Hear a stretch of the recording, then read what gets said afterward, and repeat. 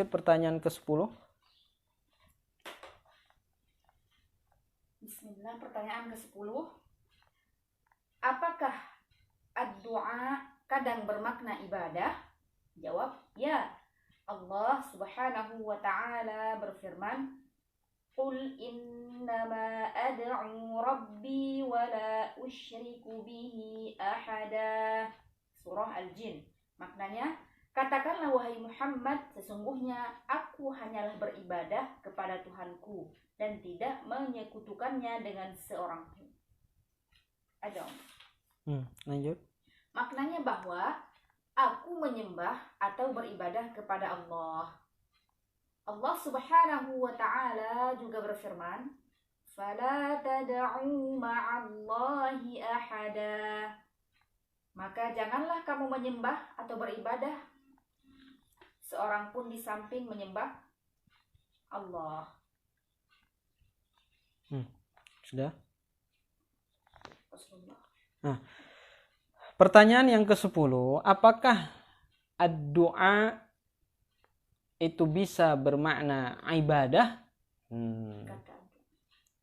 Apakah kata ad-du'a bisa bermakna ibadah dalam bahasa Arab?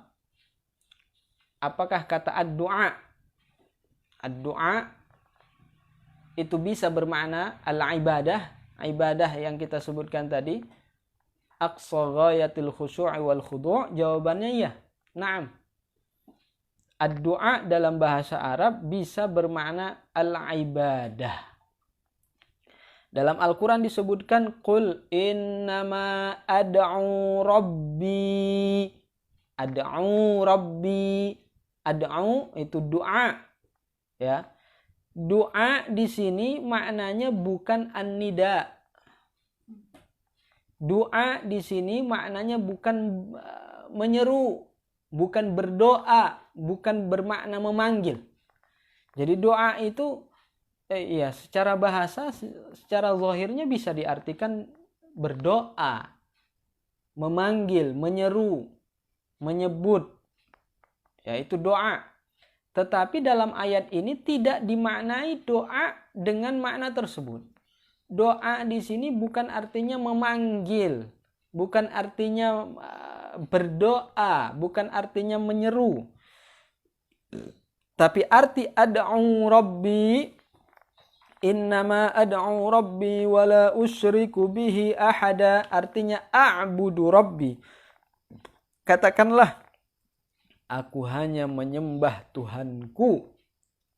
Ad'u rabbi ay a'budu rabbi, aku menyembah Tuhanku, wala usyriku bihi ahada, dan aku tidak mensekutukannya dengan sesuatu apapun. Dalam ayat yang lain disebutkan, fala tad'u ma'allahi ahada. Fala tad'u ma'allahi ahada. Fala tad'u di sini doa. Fala tad'u ma'allahi ahada bukan artinya jangan kalian menyeru, jangan kalian memanggil nama selain nama Allah, bukan. Artinya fala tad'u, arti ad-du'a di sini adalah al-ibadah. Jadi fala tad'u, maka jangan kalian beribadah, bukan jangan kalian memanggil. Fala tad'u ay fala ta'budu. Fala tad'u, fala ta'bud, fala ta'budu ma'allahi ahada, artinya fala ta'budu ghairallah. Jangan kalian menyembah kepada selain Allah. Jadi mereka, orang-orang yang kita sebutkan tadi, tidak memahami makna ibadah, juga tidak memahami makna ad-du'a.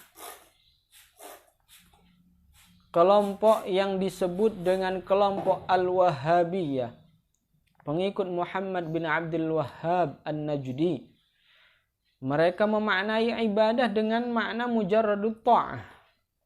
Dan mereka juga tidak memahami makna ad-du'a dalam ayat ini. Oleh karenanya mereka mengatakan bahwa orang yang bertawassul kufur. Kata mereka tawassul itu syirik.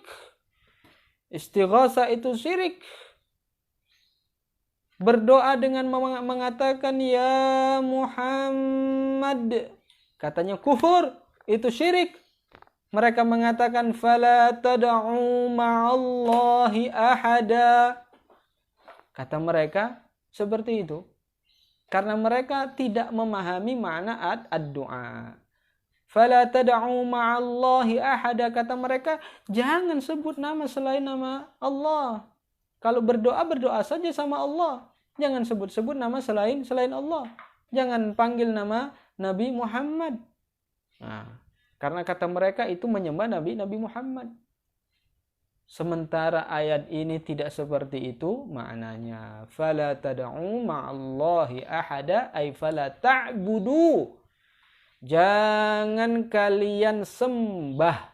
Bukan jangan kalian memanggil nama selain nama Allah dalam doa kalian. Bukan itu maksudnya. Karena kalau demikian maksudnya seperti yang mereka katakan, ini artinya Rasulullah Sallallahu Alaihi Wasallam berarti telah mengajarkan kesyirikan. Pernah mengajarkan kesyirikan kepada salah seorang sahabatnya. Kalau seperti yang mereka katakan. Kenapa? Karena dalam riwayatnya disebutkan bahwa Rasulullah Sallallahu Alaihi Wasallam pernah didatangi oleh seorang sahabat yang buta. Seorang sahabat yang buta ini datang kepada Rasulullah Sallallahu Alaihi Wasallam dan saat itu Rasulullah bersama para sahabatnya. Kemudian sahabat ini mengatakan kepada Rasulullah, ya Rasulullah, wahai Rasulullah, doakanlah saya supaya sembuh dari penyakit saya ini, supaya saya bisa melihat lagi, supaya saya bisa melihat.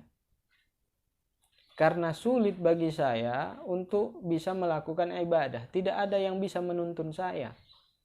Nggak ada orang yang membantu saya untuk melakukan ibadah. Kemudian Rasulullah mengatakan, in syi'ta sabarta wa in syi'ta da'autu laka. Jika engkau mau, ya, engkau bersabar. Sabar.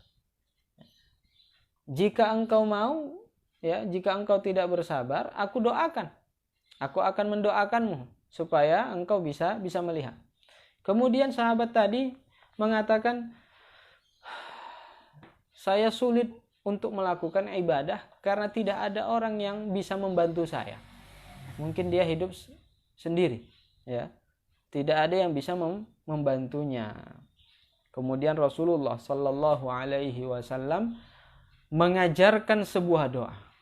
Bukan Rasulullah yang mendoakannya secara langsung, tetapi Rasulullah ketika itu mengajarkan sebuah doa kepada sahabat yang buta tadi. Diajarkan sebuah doa. Kemudian Rasul mengatakan, sebelum engkau berdoa dengan doa ini, itil midha'ah, pergi ke tempat wudu, fatatawadda, kemudian engkau berwudu, summa sholli raka'atain, kemudian salat sunnah dua rakaat. Summa qul, kemudian katakanlah doa yang diajarkan oleh Rasulullah Sallallahu Alaihi Wasallam. Doanya apa? Allahumma inni as'aluka wa atawajjahu ilaika binabiyyika Muhammadin nabiyyir rahmah. Ya Muhammad, inni atawajjahu bika ila Rabbi fi hajati lituqdali. Rasulullah Sallallahu Alaihi Wasallam mengajarkan doa tersebut kepada sahabat yang buta. Sahabat ini pun melakukan apa yang disebutkan oleh Rasulullah kepadanya. Dia berwudu, kemudian sholat sunnah 2 rakaat. Setelah itu kemudian dia berdoa, Allahumma inni as'aluka wa atawajjahu ilaika binabiyyika Muhammadin nabiyyir rahmah. Ya Muhammad, inni atawajjahu bika ila Rabbi fi hajati lituqdali. Kemudian setelah itu seorang sahabat yang buta ini datang lagi ke tempat Rasulullah sallallahu alaihi wasallam tadi beliau berada, dalam keadaan sudah bisa melihat, seolah-olah tidak pernah terjadi dia itu mengalami kebutaan. Sehat dengan sempurna, bisa melihat kembali. Seperti orang yang tidak pernah mengalami kebutaan. Ini disaksikan oleh para sahabat ketika itu.